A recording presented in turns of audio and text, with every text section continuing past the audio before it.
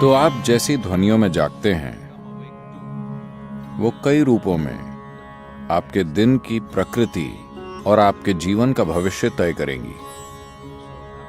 तो एक अलार्म से अचानक जागना जीवन जीने का सबसे अच्छा तरीका नहीं है। अच्छा होगा कि अगर आपकी नींद, जिस तरह का भोजन आप करते हैं और जिस तरह के विचार और भावनाएं अपने अंदर रखते हैं और आपने अपने शरीर में जीवंतता का जो स्तर बनाए रखा है, उससे तय होगा कि आपको कितनी नींद की जरूरत है। मान लीजिए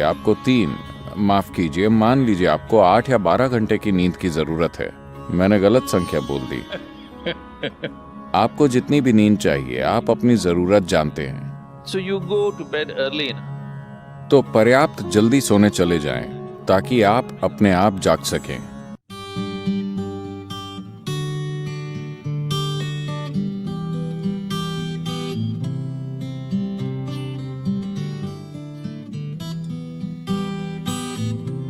तो रात को सोने से पहले आपको कुछ चीजों का ध्यान रखना चाहिए।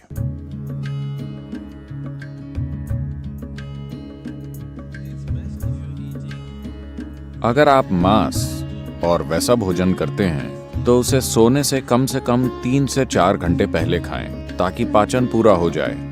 सोने से पहले थोड़ा पानी पीकर सोने जाएं। आप देखेंगे कि इसी से वो ठीक हो जाएगा। एक आसान चीज की जा सकती है, वो है स्नान।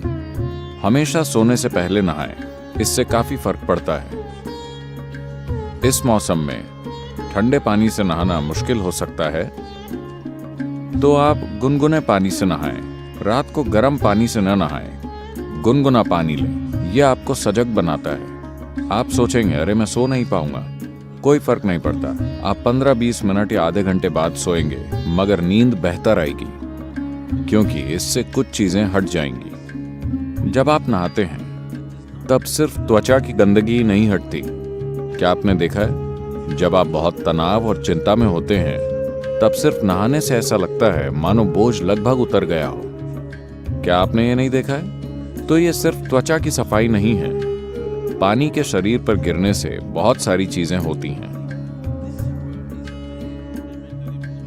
स्नान एक बहुत बुनियादी भूत शुद्धि है क्योंकि आपका शरीर 70% से अधिक पानी है। अगर आप उस पर पानी गिराएं तो एक तरह का शुद्धिकरण होता है जो त्वचा की सफाई से परे है। एक और चीज अगर आप करना चाहें, आप बस एक जैविक तेल का दिया जला लें। रुई की बाती और कोई भी तेल। यहाँ आप क्या इस्तेमाल करते हैं? साधारण खाने का तेल, linseed oil, rice bran oil या तिल का तेल। आपके पास क्या है? ऑलिव ऑयल, ठीक है। रुई की बाती के साथ कोई भी जैविक तेल लेकर एक छोटा दिया उस कमरे में कहीं जला लें जहां आप सोते हैं। आप देखेंगे कि ये चीजें बिल्कुल गायब हो जाएंगी। अगर आप कोई मंत्र जप सकें या सोने से पहले रात को योगाभ्यास कर सकें तो बिस्तर पर बैठकर उसे करें। अगर आप ईशा क्रिया करना चाहते हैं तो वो नेट पर उपलब्ध है।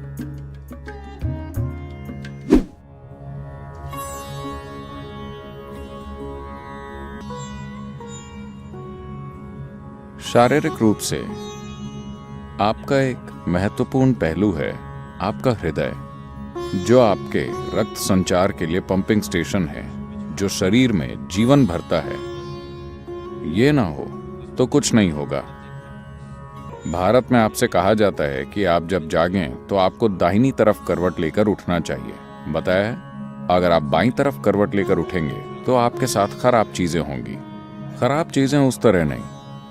जब आप आराम की स्थिति में होते हैं, जब शरीर आराम में होता है तो मेटाबॉलिक क्रिया धीमी होती है। जब आप उठते हैं तो सक्रियता में एक उछाल आता है।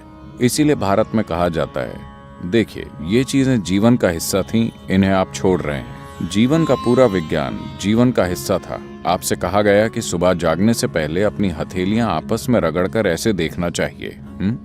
Not see like this. You must place it upon your eyes. देखना नहीं, आपको उसे अपनी आंखों पर रखना चाहिए। आप ऐसा कीजिए, आपको भगवान दिखेंगे। ये भगवान देखने के बारे में नहीं है। अगर आप इन दोनों को साथ रगड़ेंगे तो सभी नसों के सिरे, आपके हाथों में ढेर सारी नसों के सिरे होते हैं। अगर आप ऐसा करते हैं तो शरीर तुरंत जाग जाता है। अगर आपको नींद आ रही है तो ऐसा करके देखिए, सब कुछ जागृत हो जाता है। तो सुबह शरीर को हिलाने से पहले आप उसे जगाइए और फिर इसे अपनी आंखों पर रखिए। तुरंत आपकी आंखों और आपकी इंद्रियों के दूसरे पहलुओं से जुड़ी नसें जागृत हो जाएंगी। शरीर के हिलने से पहले शरीर और दिमाग को जागृत होना चाहिए। इसके पीछे यही मकसद है, समझे? तो आप ऐसा कीजिए और फिर अपनी दाहिनी ओर करवट लेकर उठिए।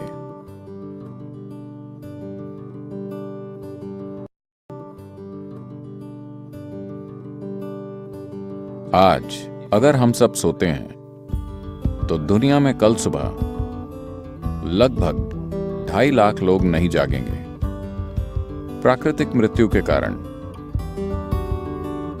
मान लीजिए आप कल सुबह जागे, आपकी गारंटी है? क्या आप गारंटी कार्ड के साथ आए? कोई गारंटी कार्ड नहीं। तो मान लीजिए आप जाग जाते हैं।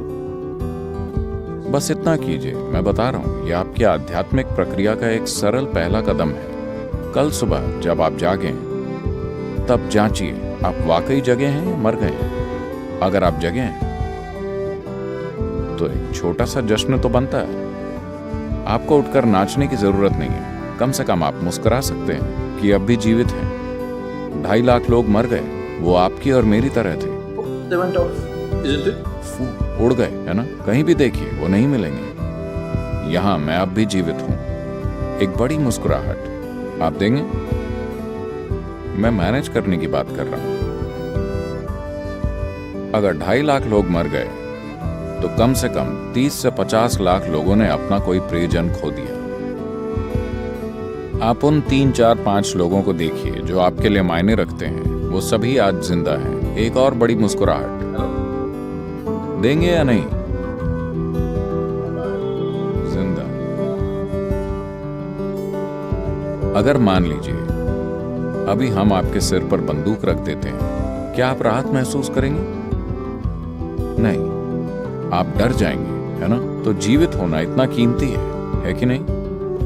आपका जीवित होना इतना कीमती है। तो कल सुबह 2.5 लाख लोग रात में मर गए, मगर आप अब भी जीवित हैं। क्या इसके लिए कम से कम एक बड़ी मुस्कुराहट नहीं होनी चाहिए? और सभी लोग जो आपके लिए मायने रखते हैं, वो सब आज जीवित हैं। एक और बड़ी मुस्कुराहट।